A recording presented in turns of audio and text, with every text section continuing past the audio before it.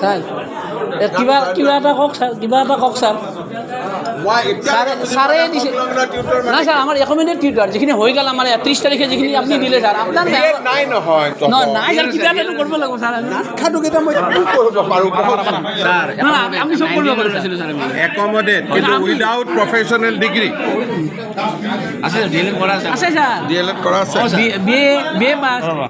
ন degree আছে না sir আপনি যেটা কৰলে আমি কৰিলো আৰু কৰব লাগব কষ্ট কৰিছো 2 বছৰ হয় আমাৰ মানে অ্যাকোমোডেট হোৱাৰ পিছত কৰি ল'লে সেইটো সেটা স্যাৰ কই দিব স্যাৰ আৰিকুচি দুৰ্গা পূজা আমি জপা আহিলে মোক লগ পালে যাওয়াৰ সুবিধা দিলে নামিছিলে আপুনি মই যাব পাৰিলে অলপমান যদি ৰাইজে অলপ আঁতৰি দিয়ে মই বাচ্চাকেইটাক স্যার আইছি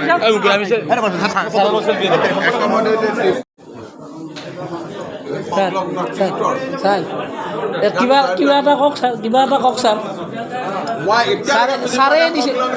না স্যার আমার রেকমেন্ডেড টিউটর যেখানে হয়ে গেল আমার 30 তারিখে যেখানে আপনি দিলে স্যার আপনার নাই নহয় নাই স্যার কিবা এটা করব লাগব স্যার খাটো কেইটা মই কৰিব পাৰো স্যার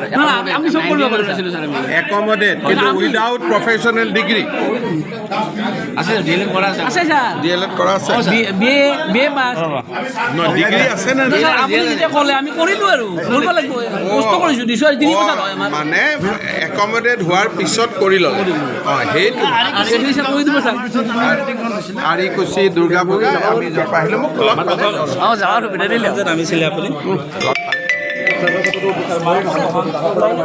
মই যাব পাৰিলে অলপমান যদি ৰাইজে অলপ আঁতৰি দিয়ে মই বাচ্চাকেইটাক স্যাৰ আইছি স্যাৰ অ্যাকোমোডেট